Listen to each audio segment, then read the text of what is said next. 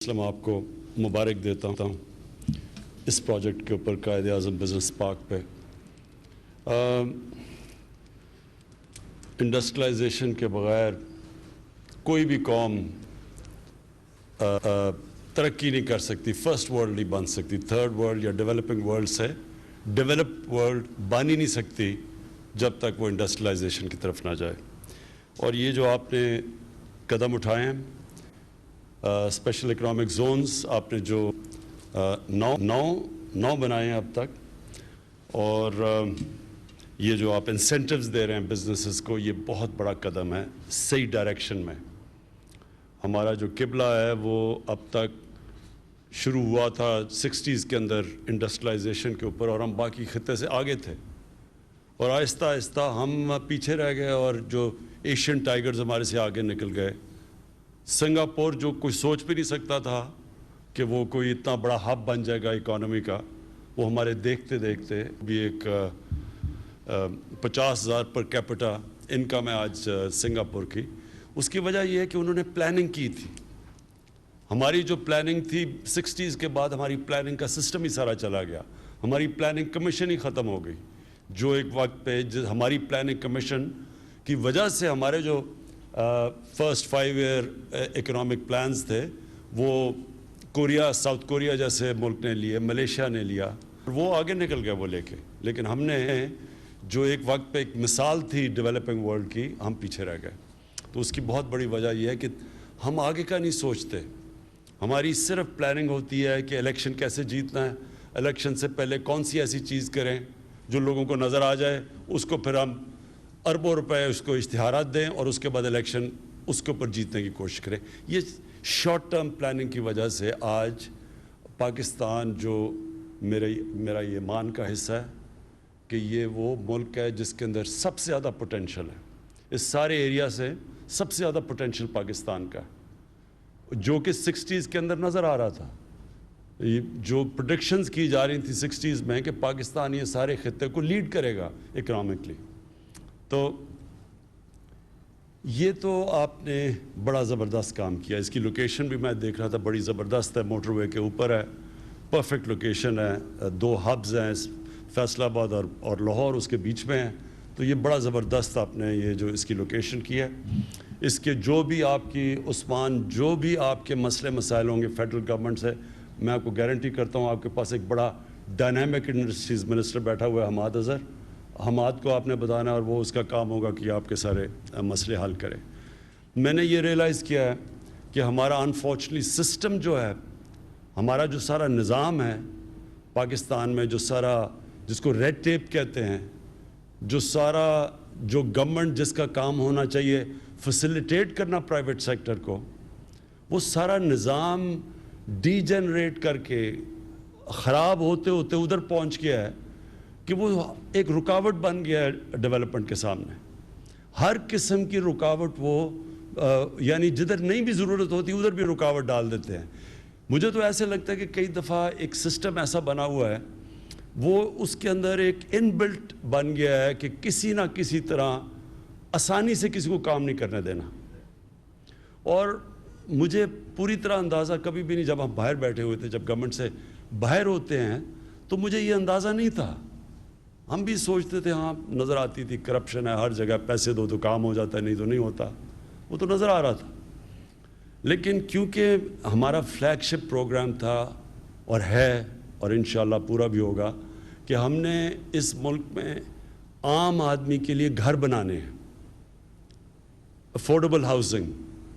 ہم نے جو پلان بنایا ہوا ہے کہ 50 لاکھ گھر ہم نے بنانے ہیں 5 سالوں میں، جن میں سے وہ گھر ہوں گے جو کہ ایک عام آدمی جو تصور بھی نہیں کر سکتا اپنا گھر خریدنے کے لیے، اس کے لیے ہم آسانیاں پیدا کریں تاکہ وہ گھر بنا سکے۔ تو نیا پاکستان ہاؤسنگ اتھارٹی ہم نے بنائی۔ تو اس وقت مجھے اندازہ ہوا کہ یہ کس طرح کی رکاوٹیں ہیں سامنے، ہر مرحلے کے اوپر کوئی نہ کوئی رکاوٹ آ جاتی تھی۔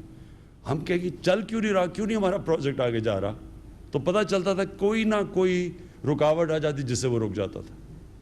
تو پھر میں نے خود پورا یہ پچھلے 3-4 مہینے کووڈ کے دوران میں نے پوری طرح بیٹھ کے خود اس کو سپیئر ہیڈ کیا، اور تب مجھے پوری طرح اندازہ ہوا کہ ہم کس طرح کا ہمارا سسٹم کس طرح چوک کرتا ہے ڈیولپمنٹ ہی نہیں ہونے دیتا. کیا عام آدمی اچھا پیسہ اگر میرے پاس ہے تو میں سارے کام کروا سکتا ہوں رشوت دے کے, لیکن اگر میں وہ جو اصل بیک بون ہوتی ہے اکانومی کی, اسمال اور میڈیم انڈسٹری جو سب سے زیادہ روزگار دیتی ہے, اس کے لیے تو اتنے مشکل انہوں نے سسٹمز بنا دیے ہیں کہ وہ بیچارہ ایک عام آدمی جو جدھر اسمال اور میڈیم سے ہی شروع ہوتے ہیں بڑے بڑے انڈسٹریلسٹ, ٹائکونز, انٹرپرینرز, لیکن ان کے لیے اتنا مشکل سسٹم بنا ہوا ہے کیونکہ وہ چھوٹی مارجنز پہ آپریٹ کرتے ہیں, ظاہر ہے جو اسمال اور میڈیم انڈسٹری ہے, تو اس کے لیے اتنا مشکل سسٹم بنا ہوا ہے کہ ان کا سارا انیشیٹو ہی ختم کر دیتے ہیں. کیا وجہ ہے کہ وہی پاکستانی جاتے ہیں, میں نے اپنی آنکھوں کے سامنے دیکھا ہوا ہے, ہمارا لیبر کلاس جاتی ہے. میں جب شروع میں جب انگلینڈ گیا پڑھنے کے لیے اور کھیلنے کے لیے, تو میں نے دیکھا ہمارا عام مزدور جاتے تھے وہاں, اور پھر میں نے ان کو ہر تھوڑے سالوں کے بعد دیکھا کہ انہوں نے پہلے اپنی چھوٹی سی دکان بنائی, پھر فیکٹری بنائی. تو کیا وجہ ہے کہ وہ وہاں جا کے ایکسل کر جاتے ہیں, اور کیا وجہ ہے کہ یہاں وہ نہیں کر سکتے؟ کیونکہ ان کا سسٹم اجازت دیتا ہے. یہ جو سارا ورڈ ہے امریکن ڈریم, یہ امریکن ڈریم کیا ہے؟ امریکن ڈریم یہ ہے کہ امریکہ میں جو بھی آپ ڈریم کریں آپ کر سکتے ہیں, کیونکہ ان کا سسٹم الاؤ کرتا ہے آپ کو کرنے کے لیے, ان کا سسٹم ریوارڈ کرتا ہے, آپ محنت کریں آپ کو پھل ملتا ہے اس کا. یہاں بدقسمتی سے ہمارا سسٹم آہستہ آہستہ ادھر پہنچ گیا کہ یہ رکاوٹ بنا ہوا ہے. تو میں نے یہ کنسٹرکشن کے اندر خاص طور پہ دیکھا, اور پھر میں اب پورا ہیڈ کر رہا ہوں یہ جو ہماری اب جو ہم ہاؤزنگ, یہ جو ہمارا لانچ ہو گیا ہے, اور پہلی دفعہ پاکستان میں اس طرح کے انسینٹیوز دیے گئے ہیں ہاؤزنگ کے اندر, کیونکہ ہم نے رکاوٹیں ختم کی.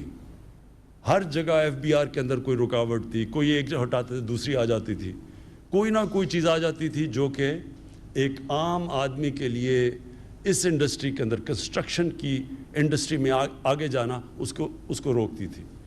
تو یہ ہمارا اس گورنمنٹ کی سب سے بڑی کوششیں ہوگی کہ ہم موقع دیں اپنے پرائیویٹ انٹرپرائز کو, اپنے بزنسز کو, اپنے انڈسٹریلسٹ کو, کہ وہ پوری طرح اس سسٹم کے اندر اوپر آ سکیں, محنت کریں, اوپر آ سکیں. ان کو گورنمنٹ کا کام ہے فیسیلیٹیٹ کرنا, اور انشاءاللہ آپ دیکھیں گے کہ ہم آہستہ آہستہ آپ کی رکاوٹیں دور کریں گے. اس کی وجہ سے آہستہ, کیونکہ ایک دن میں تو گورنمنٹ کے سسٹمز, گورنمنٹ کے ادارے ایک دن میں تو ریفارم نہیں ہوتے, لیکن ان کی ریفارمیشن شروع ہو چکی ہے, اور انشاءاللہ آپ دیکھیں گے اس کے رزلٹس. آپ کے لیے آسانیاں ہم پیدا کریں گے. جو ورڈ استعمال کیا جاتا ہے, جو phrase ease of doing business, انشاءاللہ آپ کے لیے ہم آسانیاں پیدا کرتے رہیں گے مسلسل. لیکن یہ ایک بڑی بیٹل ہے ایک سسٹم کے اگینسٹ, جو کہ بدقسمتی سے سسٹم وہ بن گیا ہے کہ کسی طرح سلو ڈاؤن کرو اور پیسے بنائیں اس سسٹم میں. یہ جو قائد اعظم بزنس پارک ہے, یہ بڑی زبردست اپرچونٹی ہے اس وقت پاکستان کو. بہت چائنیز کمپنیز ریلوکیٹ کرنا چاہتی ہیں. میں جب چائنا گیا 3 دفعہ گیا, تینوں دفعہ جو چائنیز بزنسز, بڑی بڑی کمپنیز سے جو میٹنگز ہوئی, ان سب نے انٹرسٹ شو کیا پاکستان آنے میں. لیکن ان سب نے یہ بھی کہا کہ آپ کے ملک میں جو پروسیجرز ہیں ان کو آپ کو آسان کرنا پڑے گا. اور ہم نے پھر کمپیئر کیا کہ جو دنیا میں باقی پروسیجرز جو ویتنام میں ہیں, ایون بنگلہ دیش میں وہ جو ہے, ان کے پروسیجرز ہمارے سے بہت بہتر ہو چکے ہیں, وہ زیادہ ہے, تو اس لیے وہ کمپنیز وہاں جا رہی ہیں.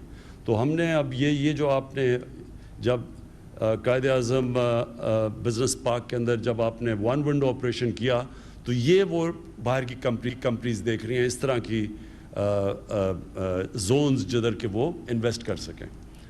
تو میں پھر سے آپ کو مبارک دیتا ہوں, آپ کو میں سمجھتا ہوں خراج تحسین پیش کرتا ہوں کہ یہ زبردست آپ کا انیشیٹو ہے, اور یہ ریسٹ ایشورڈ کہ ہماری جو فیڈرل گورنمنٹ ہے ہر جگہ آپ کی مدد کرے گی اس کو کامیاب کرنے کے لیے. Thank you.